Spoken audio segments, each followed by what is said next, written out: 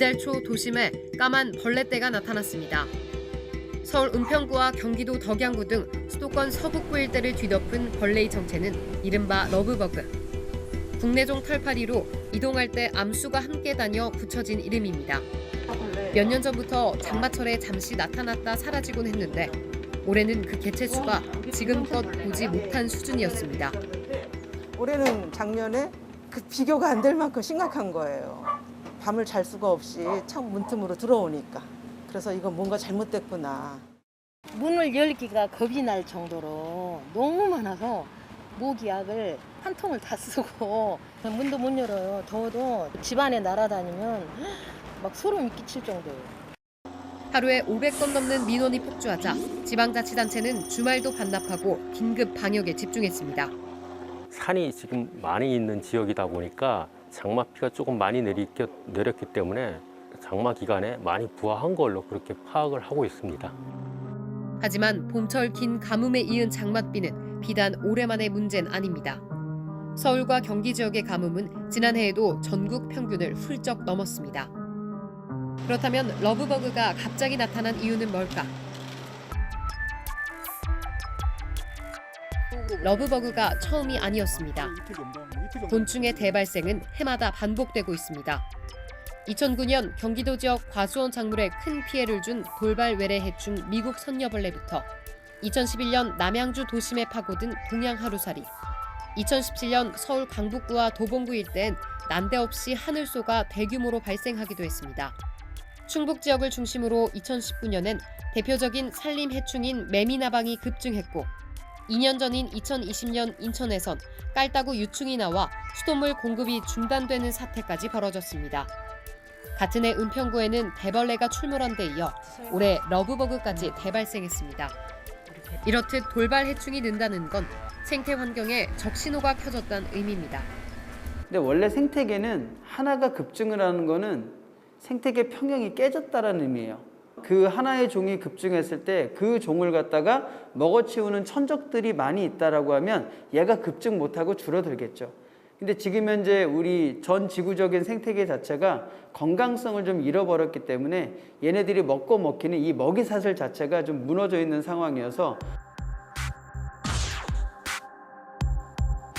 벌레가 나올 때마다 가장 우선하는 일은 살충제를 통한 방역. 설사 우리 환경에 이로움을 주는 곤충일지라도 보기 좋지 않거나 개체수가 많아 생활에 불편함을 준다면 제거 대상이 됩니다. 러브버그도 진드기를 박멸하는 등 환경 정화에 도움을 주는 익충이었지만 시민 불편을 이유로 방역을 할 수밖에 없었습니다. 그러나 살충제는 잠깐의 불편을 줄여줄 뿐 환경엔 더 나쁜 영향을 미칩니다. 지난 2020년 대벌레가 들끓었던 은평구의 이말산을 다시 찾았습니다. 이곳은 2020년 대벌레를 퇴치하기 위해 약제 살포를 포함한 대대적인 방역이 이루어졌던 곳입니다. 방역의 결과 과거와 지금의 생태는 어떻게 달라졌을까? 대벌레는 2년 전과 비교해 숫자가 확연히 줄었지만 다른 곤충들 역시 보이지 않았습니다. 대벌레를 잡으려고 설치한 끈끈이 트랩엔 오히려 엉뚱한 곤충들이 더 많이 잡힌 모습도 눈에 띄었습니다.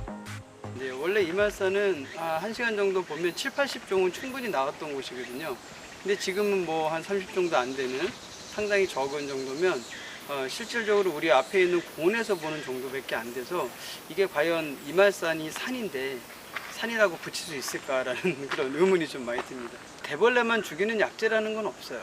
그냥 보통 포괄적인 약제를 많이 쓰다 보니까 실제로는 해충이 아닌 그냥 우리 여기 산에 사는 이말산에 사는 그냥 곤충들까지 함께 죽는 거거든요.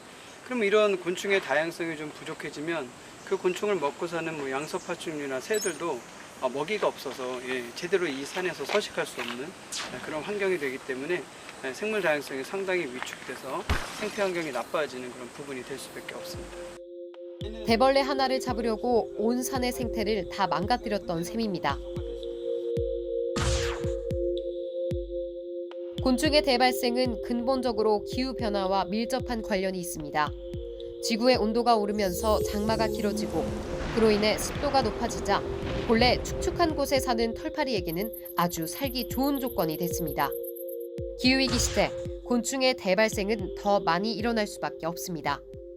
현재 기후가 달라지니까 주기적으로 계속적으로 그냥 습도가 높은 조건들이 유지된다면 털파리의 발생량은 일단 기본적으로 좀 높지 않을까라는 생각은 드는 거죠. 그러니까 기후가 변하면서 맞춰진 종들은 옛날에 뭐 한두 번만 대발생했다면 지금은 그냥 일상적으로 대발생할 수 있는 그런 환경적인 조건이 지금 기후변화와 연관이 좀 되는 겁니다.